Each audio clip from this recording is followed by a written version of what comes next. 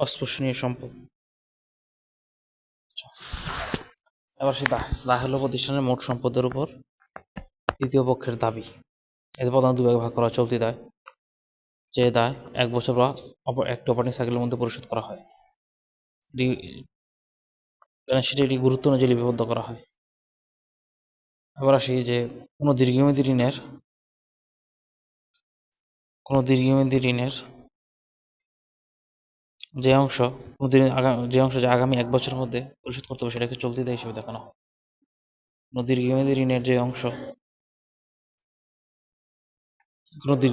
আগামী বছরের মধ্যে পরিশোধ করতে হবে সেটাকে চলতি দায় হিসেবে দেখানো হয়। 20 বছরের মেয়াদী গৃহ ঋণের আগামী 12 মাসের কিস্তি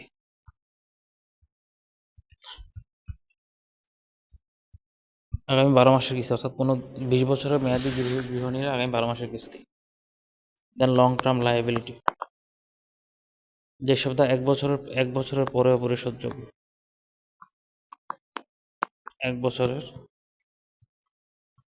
পরেও পরিশোধযোগ্য, এসব দায় 1 বছরের পরেও পরিশোধযোগ্য। Long term liability. Contingent liability, এমন একটি দায় যা ভবিষ্যতের কোনো ঘটনার উপর নির্ভরশীল। কন্টিনজেন্ট লায়াবিলিটি এমন একটি দায় যা ভবিষ্যতের কোনো ঘটনার উপর নির্ভরশীল। এই দায় বর্তমানে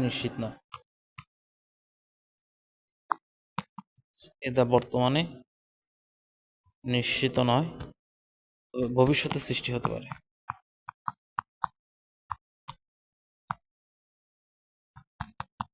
কন্টিনজেন্ট লায়াবিলিটি কি? যে এমন একটি দায় যা ভবিষ্যতের কোনো ঘটনার উপর নির্ভরশীল। কন্টিনজেন্ট অন অ্যান ইভেন্ট, এমন একটি দায় যা ভবিষ্যতের কোনো ঘটনার উপর নির্ভরশীল। এই দায় বর্তমানে নিশ্চিত নয়, কিন্তু ভবিষ্যতে সৃষ্টি হতে পারে। এটি সাধারণত আর্থিক বিবরণীর ফুটনোট হিসেবে দেখানো হয়, যেমন ওয়ারেন্টি জনিত দায়।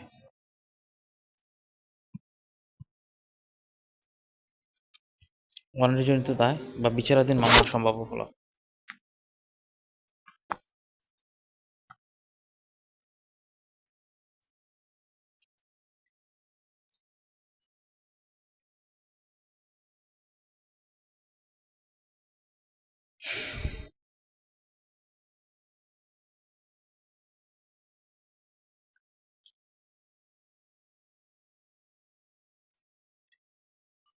সম্ভাব্য দায়টা কি? যে দায়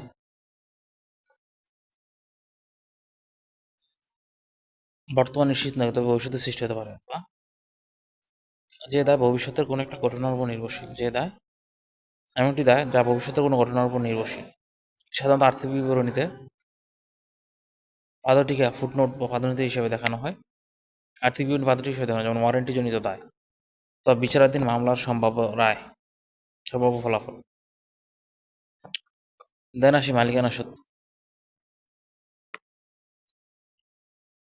প্রতিষ্ঠানের মোট সম্পদের মধ্যে বাধ্যবাধকতা মালিকের যা অবশিষ্ট থাকে হলো মালিকানা সত্ত্ব। কন্ট্রিবিউটেড ক্যাপিটাল, যেটা শেয়ারহোল্ডাররা দ্বারা সরাসরি বিনিয়োগকৃত অর্থ, এর দুটি অংশ থাকতে পারে: শেয়ার মূলধন অর্থাৎ অভিহিত মূল্য, পেইড আপ ক্যাপিটাল, শেয়ারহোল্ডারদের দ্বারা সরাসরি বিনিয়োগকৃত অর্থ, এটা হলো paid up. Contributed capital, shareholder দ্বারা সরাসরি বিনিয়োগকৃত অর্থ বা পেইড আপ ক্যাপিটাল। এর দুটি অংশ থাকতে পারে: পেইড আপ ক্যাপিটাল, একটা হলো এডিশনাল পেইড ইন ক্যাপিটাল অর্থাৎ শেয়ার দিয়ে বা প্রিমিয়াম। পেইড আপ ক্যাপিটাল দুটি অংশ, একটা হলো শেয়ার ক্যাপিটাল, শেয়ার অভিহিত মূল্য, একটা হলো এডিশনাল পেইড ইন ক্যাপিটাল বা শেয়ার দিয়ে বা প্রিমিয়াম। দেন আর্ন ক্যাপিটাল বা সংরক্ষিত আয়। আর্ন ক্যাপিটাল এটা হলো প্রতিষ্ঠান অর্জিত মুনাফার যে অংশ শেয়ারহোল্ডারদের লভ্যাংশ বর্ণনা করে বসে রেখে দেওয়া হয়। দেন আসি ট্রেজারি স্টক। যখন কোনো কোম্পানিতে বাজার থেকে নিজের শেয়ার নিজেই কিনে নেয়, ট্রেজারি স্টকের মালিক সত্ত্ব হ্রাস করে। রিজার্ভ,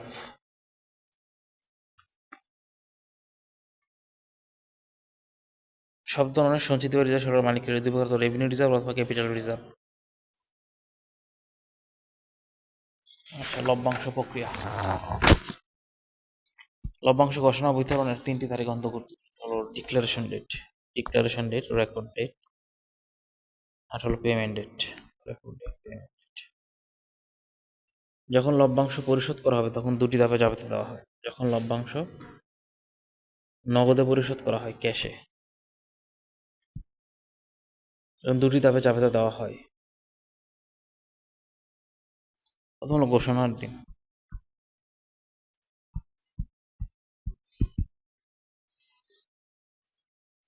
এতে করে ওনার সিকিউরিটি কমে যায়, ঘোষণা দিয়ে ওনার সিকিউরিটি কমে যায় এবং চলতি একটি দায়ের সৃষ্টি হয় পদে লভ্যাংশ, অর্থাৎ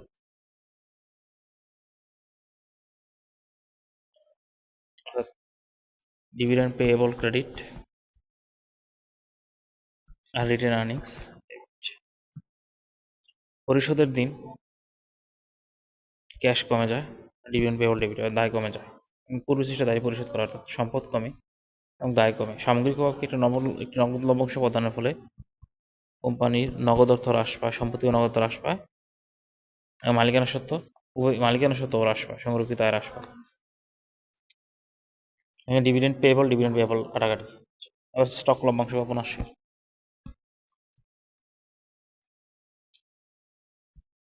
স্টক ডিভিডেন্ড নগদ অর্থের পরিবর্তে শেয়ারদার নগদ অর্থের পরিবর্তে শেয়ারদার অতিরিক্ত শেয়ার দেওয়া হয়, অতিরিক্ত শেয়ার প্রদান করে তাকে তখন স্টক লভ্যাংশ।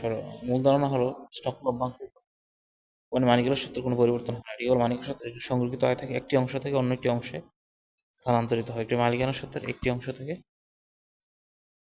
সংরক্ষিত আয় থেকে শেয়ার মূলধনে স্থানান্তরিত। এটি মালিকানা সত্ত্বের সংরক্ষিত আয় থেকে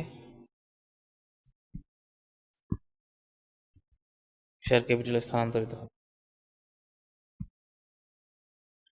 ডিক্লেয়ার বা ঘোষণার দিন। প্রথম হলো রিটেন আর্নিংস ডেবিট।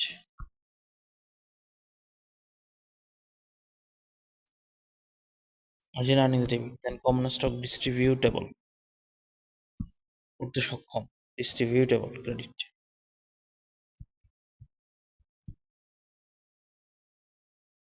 আর যদি প্রিমিয়ামে শেয়ারটা ইস্যু করে তাহলে paid in capital in excess of par, addition paid in capital credit যদি প্রিমিয়াম ইস্যু করা হয়, শেয়ার বাজার মূল্য অভিযোগ চেয়ে বেশি। ইস্যু করার দিনে কি হবে? ডিস্ট্রিবিউটেবলটা debit, common stock distributable debit. আর কমন স্টকটা আবার ক্রেডিট করা হবে। ধরো একটা কোম্পানির 5 লক্ষ শেয়ার আছে, তার অভিহিত মূল্য 10, মার্কেট ভ্যালু 15। যদি একটা কোম্পানি 10%, কত শেয়ার আছে? 5 লক্ষ শেয়ার আছে, 10% শেয়ার লভ্যাংশ ঘোষণা করে, তাহলে 50,000 শেয়ার। 10%টা কিসের উপর ধরা হবে? যতগুলো শেয়ার আছে একটা কোম্পানি তার উপর, নাম্বার অফ শেয়ার। 5 10% কত? 50,000। 50,000 ইন্টু 15। শেয়ার ক্যাপিটালে, আচ্ছা শেয়ার ক্যাপিটালে যাবে কত? 50,000 ইন্টু 10। আচ্ছা রিটেন আর্নিংস কমবে, তারপর কমন স্টক ডিস্ট্রিবিউটেবল, আর হলো এডিশনাল পেইড ইন ক্যাপিটাল কত? 5 করে 5 লক্ষ, 2.5 লক্ষ। এডিশনাল পেইড ইন ক্যাপিটাল 2.5 লক্ষ। রিটেন আর্নিংস পুরো টাকা দ্বারা 15 দ্বারা 5 15 75 7,50,000 রিটেন আর্নিংস ডেবিট। আর কমন স্টক ডিস্ট্রিবিউট ক্যাপিটাল দ্বারা হবে জাস্ট 50 ইন্টু 10 5 লক্ষ। Common stock distribute always capital দ্বারা অভিহিত মূল্যে, শেয়ার মূলধন ভিত্তিটা, সংরক্ষিত আয় থেকে স্থানান্তরিত অর্থ। আর শেয়ার যখন ঘোষণা দেওয়া হবে তখন রিটেন আর্নিংস ঘোষণার দিনে যাবে তারা retained earnings debit, common stock dividend distributable paid in excess credit. যখন কোনো কোম্পানি স্টক লভ্যাংশ ঘোষণা করে এবং শেয়ার বাজার মূল্য তার অভিহিত মূল্য থেকে ভিন্ন হয় তখন তার হিসাব রকম কিছুটা পরিবর্তন, অর্থাৎ যে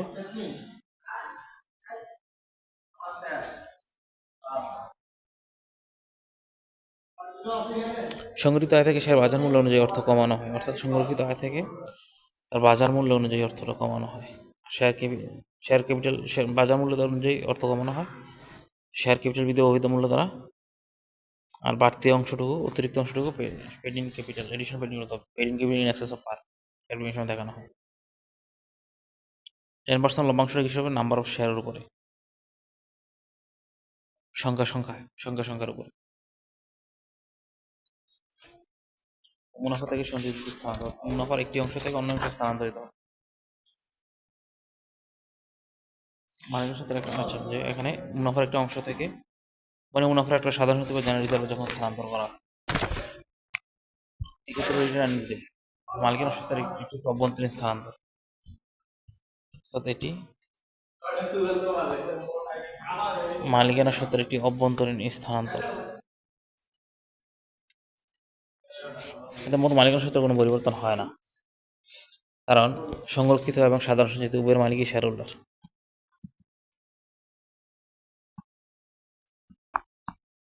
সংরক্ষিত আয়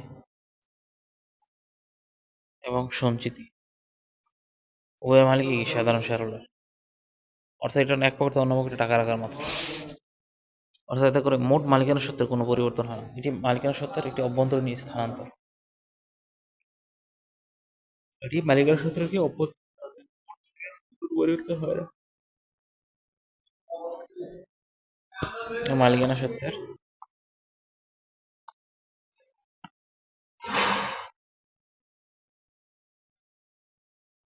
একটা অভ্যন্তরীণ স্থানান্তর।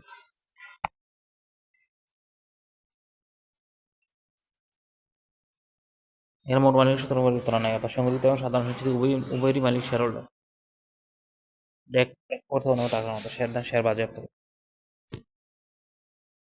যখন কোনো শেয়ার তার শেয়ার হোল্ডারের সম্পূর্ণ মূল্য পরিশোধ করতে সম্পূর্ণ ব্যর্থ হয়, তখন তাকে শেয়ারগুলো বাজেয়াপ্ত করা হয়। কোম্পানি এই ব্যর্থ শেয়ারগুলো মালিকানা বাতিল করে এবং তার দ্বারা পূর্বে পরিশোধিত অর্থ ফেরত দেয় না, মালিকানা বাতিল করে। শেয়ার বাজেয়াপ্ত ফলে মোট মালিকানা সত্ত্বেরও কোনো পরিবর্তন হয় না, অর্থাৎ নির্দিষ্ট শেয়ার মালিকানা বাতিল করায় নির্দিষ্ট শেয়ারের মালিকানা বাতিল করে মালিকানা সত্ত্ব একবার কমে, আবার বাজেয়াপ্তকৃত অর্থ কোম্পানির মূল ক্যাপিটাল দ্বারা স্থানান্তরিত মালিকানা সত্ত্বের একটি অংশ মালিকানা সত্ত্ব বাড়ার ফলে মালিকানা সত্ত্ব আবার বেড়ে যায়। অর্থাৎ এখানে এই অর্থ ক্যাপিটাল রিজার্ভ অ্যাকাউন্টে স্থানান্তর করা হয়, বাজেয়াপ্ত অ্যাকাউন্ট পুনরায় ইস্যু করতে হবে। দেন আসি কস্ট।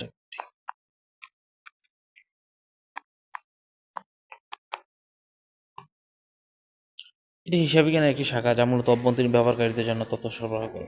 এটি হিসাব বিজ্ঞানের একটি শাখা যা মূলত অভ্যন্তরীণ ব্যবহারকারীদের জন্য কি করে তথ্য সরবরাহ করে। প্রধান উদ্দেশ্য হলো খরচ নির্ধারণ, নিয়ন্ত্রণ, রিডাকশন, খরচ হ্রাস, ডিসিশন মেকিং।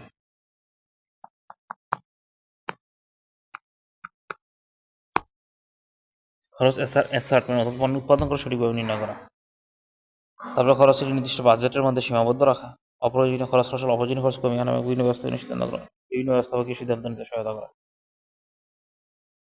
খরচ নির্ধারণটা কি, যে পণ্যের উৎপাদন খরচ সঠিকভাবে নির্ধারণ করা, এটা হলো কস্ট অ্যাসার্টেইনমেন্ট। পণ্যের উৎপাদন সঠিকভাবে নির্ধারণ করা, বাজেটের মধ্যে সীমাবদ্ধ রাখা, নির্ধারিত বাজেটের মধ্যে খরচ সীমাবদ্ধ রাখা, অপ্রয়োজনীয় খরচ হ্রাস বলতে এখানে অপ্রয়োজনীয় খরচ হ্রাস করা, কমিয়ে আনা, যেন বিভিন্ন ব্যবস্থাপকীয় সিদ্ধান্ত নিতে সহায়তা করা। তাহলে কস্ট অ্যাকাউন্টিংটা হলো হিসাব বিজ্ঞানের একটি শাখা যা এটাও কি অভ্যন্তরীণ ব্যবহারকারীদের জন্য তথ্য সরবরাহ করে।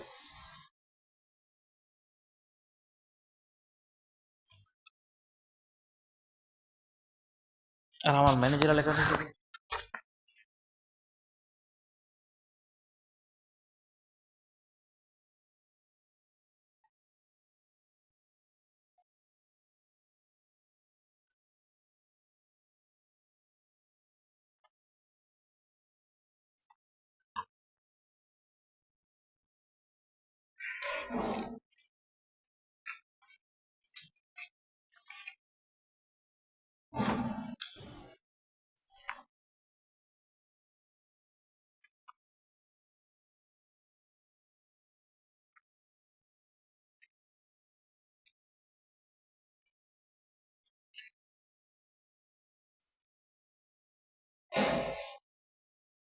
প্রতিষ্ঠানের অভ্যন্তরীণ ব্যবহারকারীদের সিদ্ধান্ত গ্রহণ করার জন্য তথ্য। আরেকটি বিষয় ছিল যে প্রতিষ্ঠানের বাইরে ব্যবহারকারীদের জন্য তথ্য সরবরাহ করা। মূল উদ্দেশ্য ছিল প্রতিষ্ঠানের বাইরে ব্যবহারকারীদের সিদ্ধান্ত গ্রহণের জন্য তথ্য সরবরাহ করা, আর এখানে ছিল প্রতিষ্ঠান অভ্যন্তরীণ ব্যবহারকারীদের সিদ্ধান্ত গ্রহণের জন্য তথ্য প্রদান করা। এটা হলো হিসাব বিজ্ঞানের একটি শাখা যা অভ্যন্তরীণ ব্যবহারকারীদের সিদ্ধান্ত গ্রহণের